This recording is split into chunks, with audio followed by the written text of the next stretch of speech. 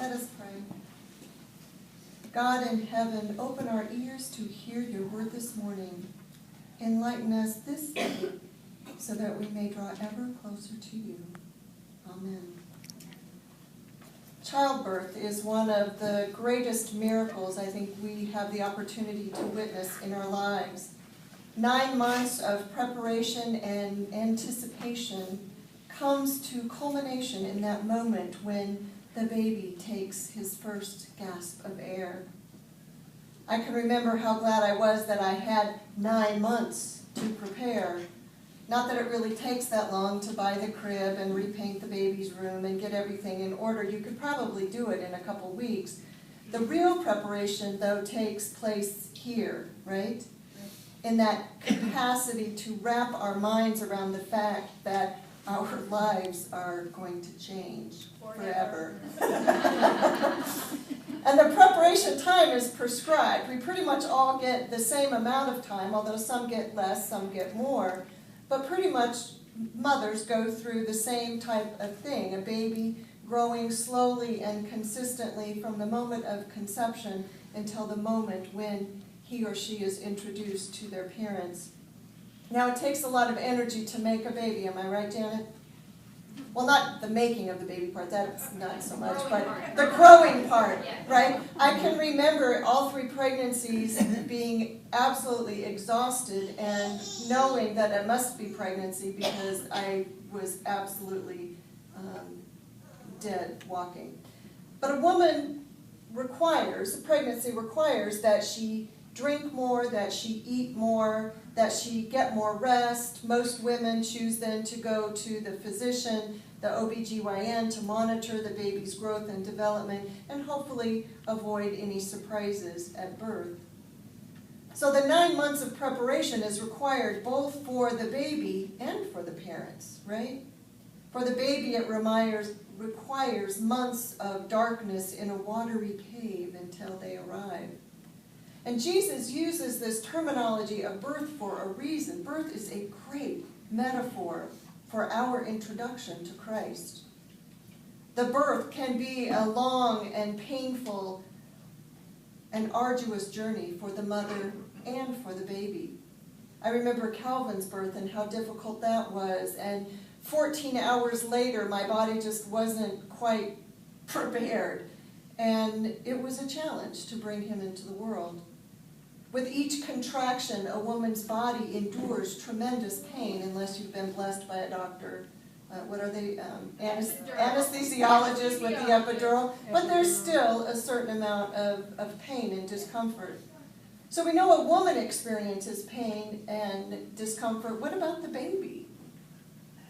Now, there have been studies done on birthing babies to see what physiological changes happen within a baby and trying to determine if they actually feel pain or what it is they feel. And they don't think that they're necessarily in pain, but certainly there's tremendous pressure, as you can all imagine, as they're coming into this world. Babies definitely get their workout coming into this place. Most babies after birth, what do? Well, they cry, and then what do? Sleep, right? They are exhausted from this ordeal. So being born is a challenge. Can we agree on that? Being born again is also no walk in the park. As I mentioned earlier, the idea of being called to be born again is also to be born from above and to be born anew or born again. Our first birth comes through the water in our mother's womb and is represented in our baptism. And our second birth comes from the Spirit. Coming into the family of God can also be a long and arduous process. We don't go from being unbelievers to being believers in an instant. The process is generally a long one that takes multiple opportunities of us learning about God or seeing God through the actions of others. And then maybe we become curious about what it is that they're doing. What is it that person who always is joyful, what is it they have? God woos us into a relationship with him. God's created this God-shaped hole in the middle of us that only He can fill. It might take years to even recognize that there is a hole, right? And even longer to recognize that God is the one that fills that space. This analogy of birth is a good one. Being born again isn't something that generally sneaks up on you. You pretty much always know that birth is coming. Although you hear those stories of women who go into labor and they think they have indigestion and it turns out they're pregnant. I will never understand that. Generally, it takes time, sometimes over the course of years or even our lifetime, before we're at a place where we know what the right next move is. A baby only takes 9 months to be created, formulated, and molded until that precise moment when the timer goes off and the baby is ready. I'm thinking turkeys now. But the same is true about being born again. As I was preparing for this sermon, I imagined a physical birth, and I was comparing it in my mind to the spiritual rebirth from above, or that being born again. And I was going through in my mind how the woman, the mother, endures pain through childbirth, and in extreme cases even risks her life and dies. And then it dawned on me that Jesus endures the pain for each of us when we are born again and born from above. It's Christ who experiences pain when we are born again. And it's through our belief in Jesus Christ as the Son of God, who was crucified, died, buried, and then raised from the dead, that we are all born again. Christ's pain and suffering were necessary requirements for our birth, for our being born again, for being born of the Spirit. I have to tell you, that blew my mind. Does it blow on anybody else's? Right? The explanation is grace. And it's grace, pure and simple. We don't earn it. We don't deserve it. But in God's infinite wisdom and in God's economy, His love for us is a gift. We are called to be born again and to be born from above. In our Wesleyan tradition, grace is defined in 3 phases. The time before we are saved is called prevenient grace, or preparing grace. It's the grace that exists even before we know God or know that there is such a thing as grace. It's the grace that exists where God is calling to us, begging us, praying, pleading that we would come into a relationship with Him and answer His call. It is wooing. God's wooing us into a relationship with Him. We are called to be born again, to be born from above, to move from this place of prevenient grace, or the place of preparation, to the place of justification or acceptance.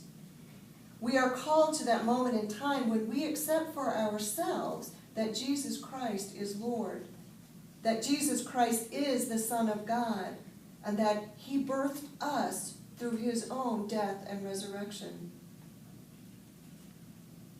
Of the Spirit, I have to tell you, that blew my mind. Does it blow on anybody else's? Right? The explanation is grace. And it's grace, pure and simple. We don't earn it. We don't deserve it. But in God's infinite wisdom and in God's economy, His love for us is a gift. We are called to be born again and to be born from above. In our Wesleyan tradition, grace is defined in 3 phases. The time before we are saved is called prevenient grace, or preparing grace. It's the grace that exists even before we know God or know that there is such a thing as grace. It's the grace that exists where God is calling to us, begging us, praying, pleading that we would come into a relationship with Him and answer His call. It is wooing. God's wooing us into a relationship with him. We are called to be born again, to be born from above, to move from this place of prevenient grace, or the place of preparation, to the place of justification or acceptance. We are called to that moment in time when we accept for ourselves that Jesus Christ is Lord, that Jesus Christ is the Son of God, and that he birthed us through his own death and resurrection. We then live our lives in that phase of sanctification or sustaining grace, the grace that sustains us through the remainder of our lives. Brothers and sisters, we are called to be born again, born from above. Now, are any of you asking yourself exactly what does that look like? What is it that we are called to do? Now, being born again may be for some of us a mountaintop experience, lights flashing, earth quaking, a monumental experience where you are shocked into the reality that God is real and alive inside of you. That type of experience happened to a young man named Tommy Scott. He's a former gangbanger and drug dealer. His nickname was Hitman, and he lives here in Las Vegas. He was well known in California in the juvenile system and was a frequent flyer in the California state prison system. He was an angry, angry young man, a criminal with no remorse or hope. Tommy tells his story in a book, The Tommy Scott Story, From Gangs, Drugs, and Crime to Soldier for Christ. And in his book, he shares the story of God wooing him into a relationship. He tells how he was out driving one night looking for someone to rob, and one church after another caught his attention. He pulled up in front of a house to rob, and there was a church next door, and instead of robbing the house, he set the gun down and just watched these old gray-haired men have a conversation in front of the church. And he went home without robbing anyone. That decision surprised him because he had gone out to work, right? He needed to get money for his family, but something was happening.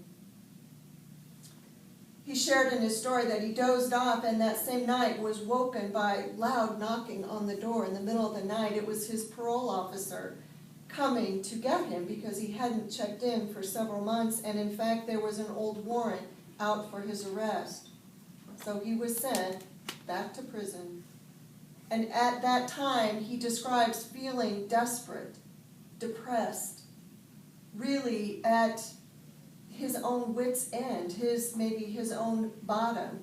He said he was tripping out and he felt like the world was just caving in on him. And alone in his cell, he said that he prayed to God that if God was real, that he would come and show himself to him. The very next night, there was a call for a Bible study, and he knew he had to go. He couldn't resist the invitation and went to the Bible study. He said it was almost like he was physically drawn to go against his will. And that night at the Bible study, he said his body was shaking, that he was sure that he was beyond the forgiveness that these gray-haired old men were talking about. And he couldn't help but accept the invitation that was offered to him by these men who led the study. He was transformed. He was born again by the Spirit from above. He describes the experience as a breath of fresh air as he broke down and cried. He recognized the new life that had been given him, and he was a changed man, transformed by Christ. He felt God's love in a dramatic, tangible way. He said he returned to his dorm that night and he couldn't help but tell people about the love that he found in God. He was joyous rather than antisocial. And then God used Tommy to reach others while he was in prison. He now serves as the chaplain for the Las Vegas Community Gang Task Force, just here in Las Vegas. Now, like Paul's Damascus conversion, Tommy's was dramatic, and there was no denying that something miraculous took place. Now, not every experience of being born again is that dramatic. Don't you? Have you ever felt like, dang, why didn't I get one of those experiences? Right? Has anyone, I mean, I won't ask for your story, but has anyone here had a dramatic, see, it's not very common, couple. I'll get. More often, our experience with God takes a longer time. We experience a dramatic or a subtle transformation. But let me tell you, both experiences have similar qualities in that God appears at various times and in various ways, and that there are signs along the road that point to God if we're paying attention. For those of us who have long since accepted Christ and are committed Christians, our job then is to be those signposts, to be those who are pointing others to Christ. We are called to lead others toward Christ and demonstrate God's love for them in everything that we do. And in doing so, we are the agents that bring others closer to their own decision to become believers themselves. Now think about what you do on a daily basis. How do you treat others that you come in contact with? Would anyone know that you're a Christian by the way you behave? And then ask yourself, would others be drawn into understanding or wanting to learn more about Christianity by your example, or would they be turned off? Would others want to spend time with you and your church, or would they run the other way? I've asked you this before, but if being a Christian was a crime, would there be enough evidence to convict you? We are called to be born again from above, and then we are called to live out that by a transformed life where we share God's love with one another. We are all called to be born again from above to be in God's perfect